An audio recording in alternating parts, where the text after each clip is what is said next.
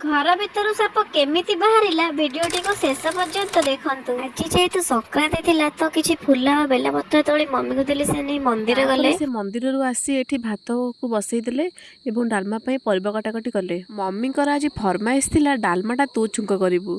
भाबुथिबे आकु तो सामान्य रुटी आसुनी रुटी की पोड़ी दउची डालमा केमि छुंक करबो। सांग माने डालमा के हाथ रे छुंक करे भलो बास्ना हुए। छुंक करे देई तार स्वाद द्विगुणित करबा पई प्रस्तुत हे गला हम बाडी डालमा। तो डालमा सहित ଟିକେ ଖଟା न ହବ ଖାଇବାଟା କଣ ଭଲ ଲାଗିବ ସାଙ୍ଗ ମାନେ ସେଥିପାଇଁ ମୁଁ ଏଠି ମମ୍ମି ଓଖଟା ବାରିଆଡକୁ ଯାଇ କିଛି ସଜନା ଶାଗ କିଛି ଖଡା ଶାଗ ନେଇ ଆସିଲେ ଶାଗ ଭାଜିବା ପାଇଁ। ଶାଗ ଭଜା ବି ପ୍ରସ୍ତୁତ ଖାଇବାକୁ ବସିଛି ତ ଆମ ନୂଆ ଘର ଗୋଟେ ସାପ ବାହାରି ତାଙ୍କ ସହିତ ଲୁଚକାଳି ଖେଳିଲା ପରେ ଲୁଚି ଯାଇଥିଲା ତ ବାପା ତାଙ୍କୁ କାଢିକି ନେଇ ଆସିଲେ। ତାପରେ ସେ ଏଠି ଫଣା ଦେଖୁଛି ଆମକୁ ମାରିବା ପାଇଁ। ଜାଣିନି ଏ ସାପର ନାଁ କଣ ଆପଣ ମାନେ ଯଦି ଜାଣିଥିବେ ତାହେଲେ କମେଣ୍ଟ ବକ୍ସରେ ନିଶ୍ଚିନ୍ତ ଭାବେ କହିବେ। ଚାଲନ୍ତୁ ପେଟ ପୂଜାଟି କରିଦେବା। ଖାଇଲା ବେଳେ ସମସ୍ତଙ୍କ ବାଧା ସୃଷ୍ଟିରେ ପରେ ଲାଷ୍ଟକୁ ମୁଁ ଖାଇବା ପାଇଁ ଏଠି ବସି ପଡ଼ିଲି।